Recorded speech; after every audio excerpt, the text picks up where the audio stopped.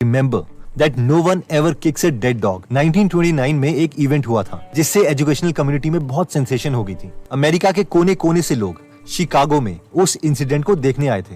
हुआ ये था कि एक लड़का जिसने पहले वेटर का काम किया था, उसके बाद उसने लकड़ी काटने का काम किया था, फिर वो कपड़े धोने की दुकान में सेल्समैन बना और फाइनली वो अमेरिका की one of the top most universities का प्रेसिडेंट बन गया। और वो अभी सिर्फ 36 साल का था और इस लड़के का नाम था रॉबर्ट हचकिंस। बूढ़े प्रोफेसर्स को बहुत चिढ़ हो गई थी जो इस पोजीशन तक इतने सालों के बावजूद नहीं पहुंच पाए थे। बहुत से लोग इसे क्रिटिसाइज कर रहे थे। कोई कह रहा था यार ये तो बहुत ही इनएक्सपीरियंस्ड लड़का है, कोई कह रहा था कि क्या बकवास आइडिया है इसके, पता नहीं क्यों इसे इतनी जल्दी यूनिवर्सिटी का प्रेसिडेंट बना दिया। इवन की न्यूज़पेपर्स में भी उसकी बहुत बुराइयां हो रही थी। एक दिन एक दोस्त ने रिचर्ड के फादर से पूछा, आज मैं न्यूज़पेपर पढ़ रहा था तो बहुत दुख हुआ आपके बेटे की बेइज्जती अखबार में पढ़ के, क्या आपको अखबार पढ़ के दुख नहीं होता? इस पर रिचर्ड के फादर ने जवाब दिया, नहीं मुझे दुख नहीं होता, क्योंकि कोई भी मरे हुए कुत्ते को लात नहीं मारता। जिसका मतलब यह था कि लोग बेइज्जती भी उसी की करते हैं जो फेमस है, उसी के बारे में बातें करते हैं।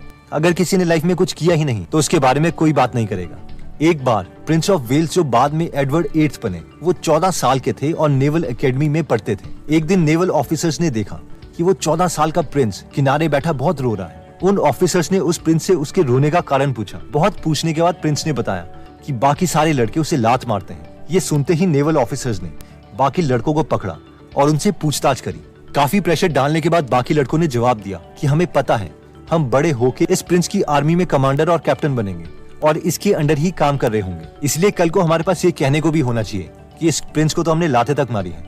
तो पॉइंट ये है कि अगर कोई हमारी बुराई कर रहा है तो इसका मतलब ये है कि इससे उन्हें इंपॉर्टेंस की फीलिंग आती है, क्योंकि वो एक्सेप्ट करते हैं कि हमने कोई ऐसा काम किया है जिसकी वजह से हमें इंपॉर्टेंस मिलनी चाहिए। तो इसलिए लोग अगर हमारी बुराइयां करते हैं तो ओवर थिंकिंग करने का कोई फायदा नहीं है। ओवर थिंकिंग से बचने की नेक्स्ट इंपॉर्टेंट स्ट्रैटेजी है don't worry about ingratitude, expect it. The only way to find happiness is through the joy of giving. Dale Carnegie बोलते हैं कि उनका एक फ्रेंड था जिससे हमेशा लगता था कि उसके सौतेले बेटों ने उसके काम को कभी भी अप्रिशिएट नहीं किया। वो पूरा दिन डब्बे बनाने वाली फैक्ट्री में काम करता था। उसने एक विडो से शादी भी की थी। उधार लेके उस विडो के 2 बच्चों को भी इस इंसान ने पाला था और अच्छे कॉलेज से पूरी पढ़ाई कंप्लीट करवाई थी और 4 सालों तक एक कूली की तरह काम करता रहा ताकि इन तीनों का खाना, रेंट, कपड़े और बाकी सारी फरमाइशें पूरी कर पाए। और इन 4 सालों में इसने एक बार भी कंप्लेन नहीं किया, लेकिन एक बार भी उसकी वाइफ और उसके 2 सौतेले बेटों ने उसे थैंक्स तक नहीं कहा। सबने सोचा कि ये तो उसका फर्ज है। तो ऑथर इस पर बोलते हैं कि आखिर गलती किसकी है, जिसने थैंक्स नहीं बोला उसकी या फिर जिसने थैंक्स एक्सपेक्ट किया उसकी? डेल कार्नेगी कहते हैं कि ऑब्वियसली इसकी वाइफ और दोनों बेटों की गलती तो है, लेकिन इस इंसान की भी गलती है, क्योंकि ये एक्सपेक्ट कर रहा है कि इसके काम के बदले लोग इसे थैंक्स बोलेंगे, इसे अप्रिशिएट करेंगे, क्योंकि इंसान का नेचर ही ऐसा होता है, वो फेवर लेके भूल जाता है। पॉजिटिव चीजों से ज्यादा वो नेगेटिव चीजों के बारे में सोचता है। आपको क्या लगता है कि अगर आप अपने रिलेटिव के लिए 10 करोड़ रुपए भी छोड़ के जाओगे तो इसके लिए वो आपको बहुत अप्रिशिएट करेंगे? क्योंकि अपने टाइम के सबसे अमीरों में से एक एंड्रू कार्नेगी ने भी यही किया था। मरने से पहले वो अपने रिलेटिव्स के लिए 10 करोड़ रुपए छोड़ के गए थे। अगर कार्नेगी अपनी कब्र में से वापस भी आ जाते ये देखने के लिए कि उनके रिलेटिव उनसे कितने खुश हैं, तो उनके रिलेटिव उन्हें गालियां ही दे रहे होंगे। क्यों? इसका कारण ये था कि उनके रिलेटिव्स को ये खुशी नहीं थी कि उनके लिए कार्नेगी 10 करोड़ रुपए छोड़ के गए हैं, बल्कि ये दुख था कि कार्नेगी 3000 करोड़ रुपए डोनेट करके गए। इसलिए ऑथर बोलते हैं कि हमें औरों के लिए कुछ करके उनसे थैंक्स एक्सपेक्ट नहीं करना चाहिए, बल्कि अगर हम किसी के लिए कुछ कर रहे हैं तो उसी चीज में हमें खुशी ढूंढनी चाहिए। ओवर थिंकिंग से बचने का नेक्स्ट तरीका आता है स्टॉप लॉस। ऑथर कहते हैं कि मैंने ट्रेडिंग का कॉन्सेप्ट, जिसे स्टॉप लॉस कहते हैं, उसे अपनी लाइफ में इम्प्लीमेंट किया है। यानी मैंने डिसाइड कर लिया है कि मैं एक पर्टिकुलर अमाउंट ऑफ टाइम से ज्यादा किसी भी चीज के बारे में नहीं सोचूंगा, ना ही अपना टाइम वेस्ट करूंगा। फॉर एग्जाम्पल डेल कार्नेगी कहते हैं कि मेरा एक दोस्त है जो हमेशा लंच में आधा घंटा लेट ही आता था, चाहे उसे कितनी बार भी मैं फोन क्यों ना कर लूं। लेकिन फिर मैंने ये स्टॉप लॉस वाली स्ट्रैटेजी अप्लाई की और उसे कह दिया कि मैं तेरे लिए बस 10 मिनट से ज्यादा इंतजार नहीं करूंगा। अगर तू टाइम पर आ गया तो ठीक है, वरना खुद अकेले ही लंच कर लेना। जिससे उनका बहुत टाइम भी बचने लग गया। साथ में यूजलेस ओवर थिंकिंग से भी ऑथर बच गए।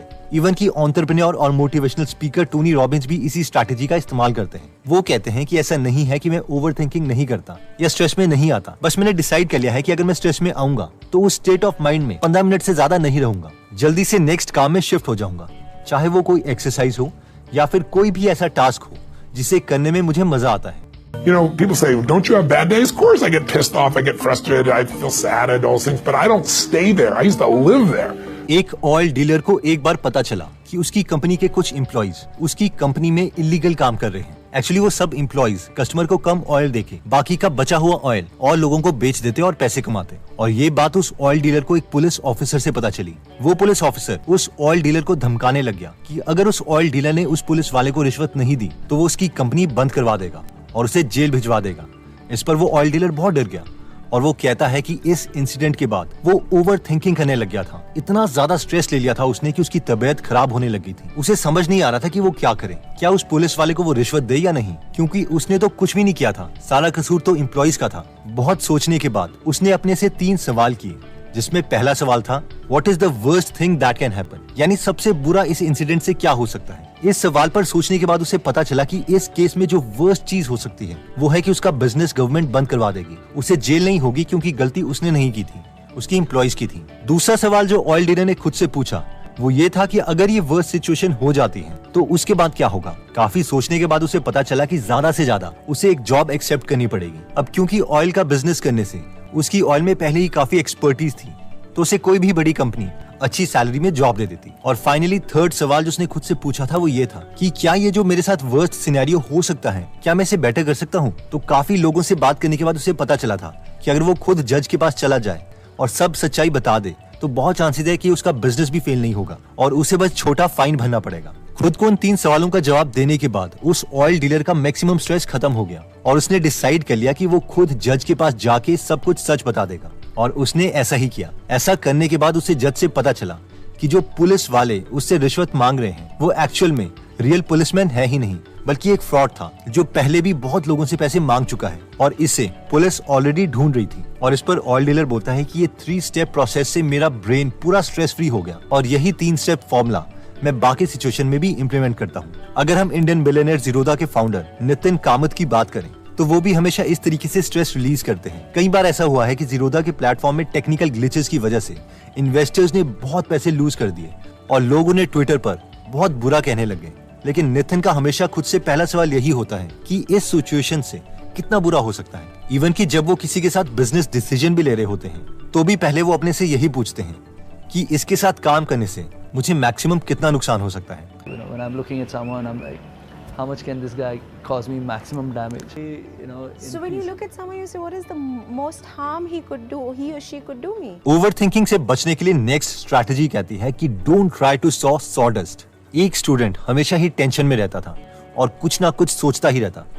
मेरे पिछले सेमेस्टर में कम मार्क्स आए थे, अब मैं क्या करूंगा, मैथ में मेरा सिलेबस अभी तक कंप्लीट नहीं हुआ, मैं क्या करूंगा एंड सो ऑन। लेकिन एक दिन उनकी टीचर क्लास में आई और उन्होंने सब स्टूडेंट्स को लेबोरेटरी में जाने के लिए कहा। जब सारे स्टूडेंट्स लैब पहुंच गए तो टीचर लैब में आई और उनके हाथ में एक दूध का ग्लास था। सब बच्चे हैरान थे कि एक मैथ्स के टीचर के हाथ में दूध का ग्लास क्यों है, ये हमें क्या पढ़ाना चाहती हैं। फिर उस टीचर ने वो दूध का ग्लास जोर से सिंक में फेंक दिया और चिल्लाते हुए बोली, अब इस गिरे हुए दूध के लिए रोना मत। टीचर ने दोबारा से कहा, तुम सब ध्यान से इस दूध को देखो और पूरी जिंदगी मेरी एक बात याद रखना, जैसे अब ये दूध सिंक से जा चुका है और तुम्हारे रोने से, चिल्लाने से या बाल नोचने से इसमें से एक भी बूंद वापस नहीं आएगी। वैसे ही तुम्हारी जिंदगी में भी बहुत ऐसे इंसिडेंट्स हो चुके होंगे जिसके बारे में तुम जितना मर्जी सोच लो तुम कुछ नहीं कर सकते। इसलिए आगे बढ़ो और जो तुम्हारे कंट्रोल में है उसे इम्प्रूव करो।